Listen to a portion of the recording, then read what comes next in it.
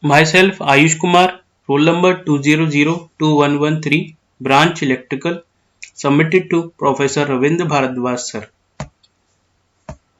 My topic of presentation is length contraction. According to special theory of relativity, length of any object moving with high velocity means approachable to see relative to an observer which may be in the stationary frame is measured contracted in the direction of motion, and this phenomena is called length contraction or Lorentz contraction. But some people argue that whether is it real, does length of moving object really contract? So to prove and confirm this, we need to study the proof of length contraction. Proof of length contraction. Consider two frames and a frame S which is fixed and another frame S test that is moving with velocity v along positive x direction. Suppose a rod in x test frame whose length observed in S test frame is L0 and that is proper length, and L0 is given by x2 dash minus x1 dash, and that is our first equation.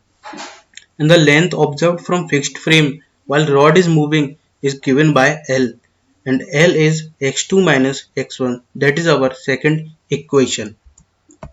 To observe the length of rod which is in moving frame from the fixed frame, we have to apply Lorentz equation, that is x dash is equal to k x minus vt, where k is some factor that is 1 upon under root 1 minus v square upon c square, and on applying Lorentz equation in equation 1 that we have deduced right now, we get L0 is equal to k times of x2 minus vt minus k times of x1 minus vt. On further solving this, we get L0 is equal to k times of x2 minus vt minus x1 plus vt. Again, on solving this, we get L0 is equal to k times of x2 minus x1, and that is equal to kl. And from this, on further solving, finally we get L is equal to L0 under root 1 minus v square upon c square.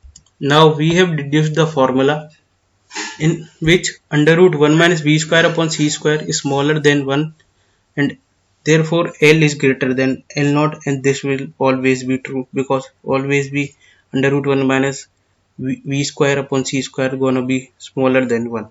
This means that there is a phenomena of length contraction, and it is a real phenomena. Historically, it is called Lorentz length contraction or simply Lorentz contraction. Also, we can study the graph of length contraction. Here, velocity is taken as a fraction of the speed of light. In this graph, we can see the yellow dotted structure. From this graph, we see that when the velocity is very less than speed, there is no contraction and L is equal to L0.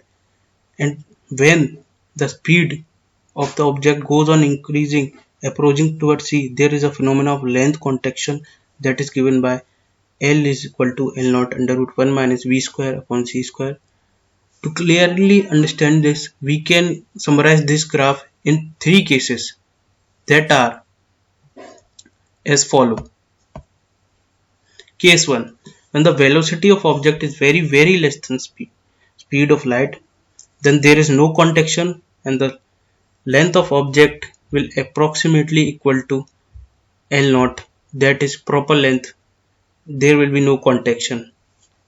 And in second case, that is the main case, when the velocity of object is less than c, means approaching towards velocity of light, here we observe the phenomena of length contraction and we get the contracted length as L0 under root 1 minus v square upon c square.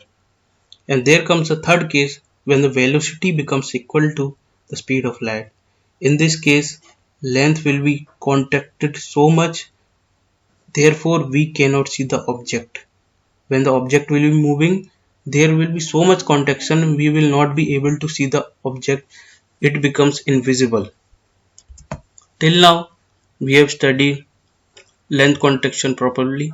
Now we need to study some important points that we need to remember about length contraction. First of all, length contraction is a real phenomena and the amount of contraction of object is dependent upon the object's speed that is relative to the observer. That is very important. Another point to remember that the effect is negligible at everyday speeds because we cannot measure or observe this in our daily lives. This becomes only significant when object approaches the speed of light relative to the observer.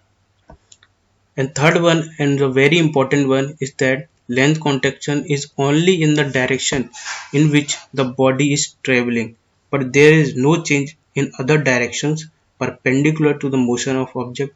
Here we can see clearly in this diagram where in which direction the velocity is increasing, in the same direction length is contracting, but there is no contraction in the perpendicular direction, only in the translational direction.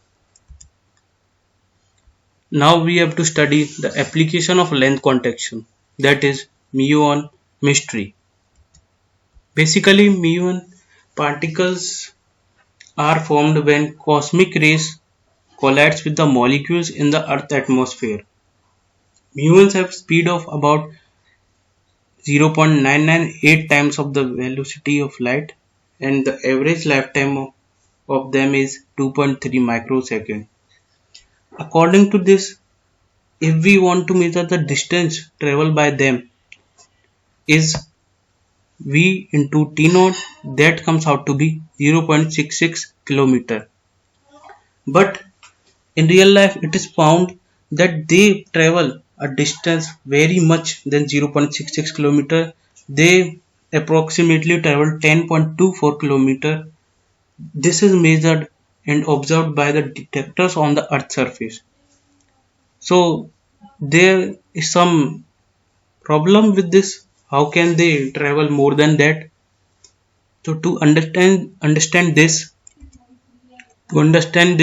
we have to go deep in the frame of reference.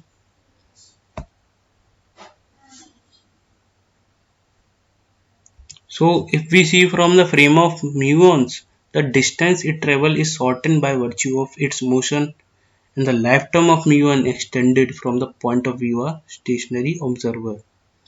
So the time for its for muons to reach the earth becomes more, and that is due to time dilation. The time increases to 34.8 microseconds.